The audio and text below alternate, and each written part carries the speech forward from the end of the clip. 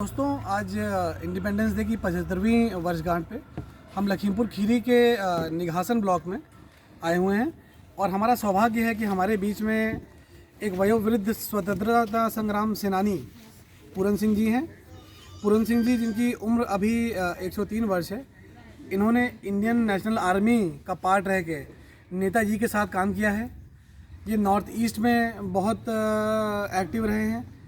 उसके बाद ये जावा और सुमात्रा में भी रहे हैं और हमारा बहुत सौभाग्य है कि ऐसे लिविंग लेजेंड हमारे बीच में हैं और हम उनसे बात करने के लिए यहाँ आए हैं।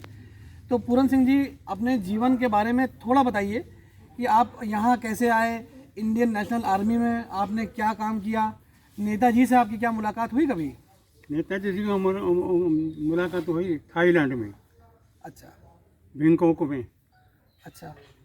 तो उसमें वो गए थे, तब वहाँ इंस्पेक्टर के बाकी पुलिस और बहुत कुछ थे, सिपाही गिरे पैरे के लगे जो राजधानी होटल था ना, हाँ। उसमें रुके थे। उसमें हम लोगों को पैरा आगे लगा हुआ था। वहाँ बहुत सारी बातचीत जी अफसर से कम 70-80 बंदे होंगे जिन्हें उन्हें पैरे के लगे हुए थे। अच्छा, हाँ। तो नेताजी का व्यक्तित्व कैसा था, कैसे आदमी थे वो? ऐसा था कि चलने में बहुत तेज थे, ज़्यादा लंबे ऊंचे नहीं थे, रंग भी ज़्यादा गोरा नहीं था, थोड़ा था और चेहरा गोल, बहुत चलने तेज ऐसे थे कि आप हम उसके साथ चल ही नहीं सकते, इतना तेज चलते। आपने स्वतंत्रता संग्राम में भी हिस्सा लिया। हाँ जी। और आज़ादी के वक्त भी आपने देखा कि उसके बाद ऐसा हुआ कि कुछ थाईलैंड में जी। कम से कम 250-300 आदमी जो थे, उधर हमारे हिंदुस्तानी बहुत है व्यापारी। हाँ। थाईलैंड में व्यापारी इतने हैं मैं कह नहीं सकता हूँ। तो वो जो सारे इकट्ठे हुए, उन्होंने गवर्नमेंट बनाई तो फिर बहुत दिन देखना मीटिंगें होती रही।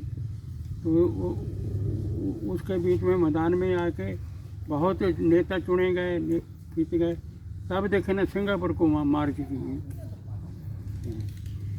सिंगापुर में कुछ आदमी ऐसे थे जो जान पहचान करते थे, वो जानते थे। हम तो भूल ही गए बहुत बातें।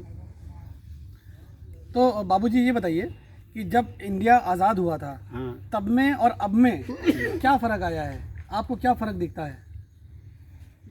इसका हमारा वो भाई एक चीज़ और है, आज़ादी है। एक जानवर पिंजरे में हुड़ दी है तो वो तो गुलाम हो गया। तो हम आज़ाद हैं। रात को जब अंग्रेज थे, रात को चौकीदार गांव में पहरा करते थे।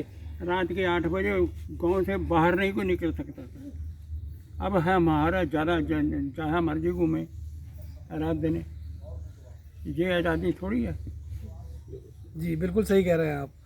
आज़ादी का मतलब स्वच्छंद होना नहीं है। हाँ। आज़ादी का मतलब ये है कि आप अपने अधिकारों को तो जाने, साथ में अपनी ड्यूटी भी जाने। एक चीज़ और है जी। अगर दिन में ना रात में 9 बजे के बाद आदमी मिल गया, पुलिस घूम रही है, उस फड़ के ले गई तो उसको 9 महीने ना 1 महीने की जेल हो गई। अच्छा, हाँ, ये आज़ादी के पहले की बात है। पहले की बात है, घूम नहीं सकते आप। हाँ। तो ये भारत का जो संविधान बना, उसमें हम लोग को आज़ादी मिली कि हम कहीं भी जा सकते हैं, कहीं भी रह सकते हैं। एक चीज़ और है जी। किसी जानवर को पिंजरे में दे दीजिए, उसका हाल तो देखिए, जो आज़ादी है उसको देखिए। तो हम तो पिंजरे में थे जानवर, बिल्कुल। अब हम आज़ाद हैं।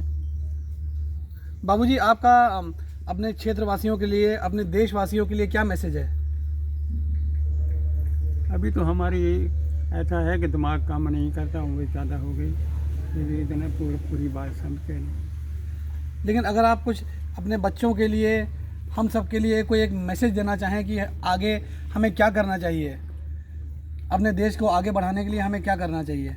ये तो हम कह नहीं सकते। कोई बात नहीं। और आप यहाँ 1954 में आए? ना 1952 में, ना 54 में। अच्छा अच्छा। जिस वक्त हम आए हैं, ये देश थोड़ा था उस वक्त। इससे पहले आप लुधियाने में रहते थे? है क्या नहीं, हम यहाँ ही आके रुके हैं। अच्छा। किसी ज़माने में हमारे गांव का कोई आदमी यहाँ रहा था, तो हमने एक था, मैं भूल गया, उसकी ज़मीन थी 100-150 एकड़।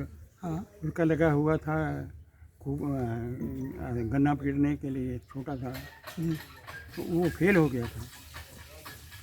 वो था सीतापुर का ब्रजनंदन सिंह, हाँ। भेट गाँव का हाँ। ठाकर था, ब्रजनंदन सिंह भेट गाँव का। जी। वो फिर ज़मीन बेचता था, उनका जहाँ मुंशी रहता था, उससे हमारी बातचीत हुई, तब हमारा उसके साथ सौदा हो गया। तब उनसे हम उस वक्त ज़मीन की, मेरे मामा के लड़के थे, उन्होंने 70 एकड़ ज़मीन ली, 50 एकड़ हमने ली, हमारे भाइयों को लिए। अच्छा। तब हम आपको कह नहीं सकते, हम रात दिन रोटी मत खानी है, जंगल खोदना है। हाँ। बहुत ज़मीन आबाद की, तब आन के टिक गए, तरक्की होने लगी। जैसे कि आप लोगों ने देखा कि पूरन सिंह जी, इनका जीवन अपने आप में एक स्ट्रगल को दिखाता है। किस तरह से जालंधर से इन्होंने इंडियन नेशनल आर्मी ज्वाइन करी। इंडियन नेशनल आर्मी ज्वाइन करने के बाद नेताजी के साथ ये थाईलैंड भी गए और देश के तमाम हिस्सों में उनका साथ साथ रह के, अग्र पंक्ति में रह के हमारे फ्रीडम स्ट्रगल में उन्होंने पार्ट लिया। बहुत ही जीवट के इंसान हैं पूरन सिंह जी। इनका एक बार बहुत ही गंभीर एक्सीडेंट हुआ जिसमें इनकी आंख चली गई, लेकिन ये स्वयं अपनी आंख को टाँका लगवा के एम्स गए, वहाँ इलाज कराया, उसके बाद भी यहाँ पे आके रहते हैं। 15 अगस्त और 26 जनवरी को यहाँ का प्रशासन इनसे मिलने आता है और इनसे मिलने लगातार लोग यहाँ पे आते रहते हैं। मेरा आप सबसे अनुरोध है, आप सबसे रिक्वेस्ट है कि ऐसे लिविंग लेजेंड्स को सम्मानित किया जाए, ऐसे लिविंग लेजेंड्स के साथ में बैठ के इनके एक्सपीरियंसेस शेयर किए जाएं और जो इंडिपेंडेंस हमको मिली है उसकी वैल्यू हम समझें। धन्यवाद।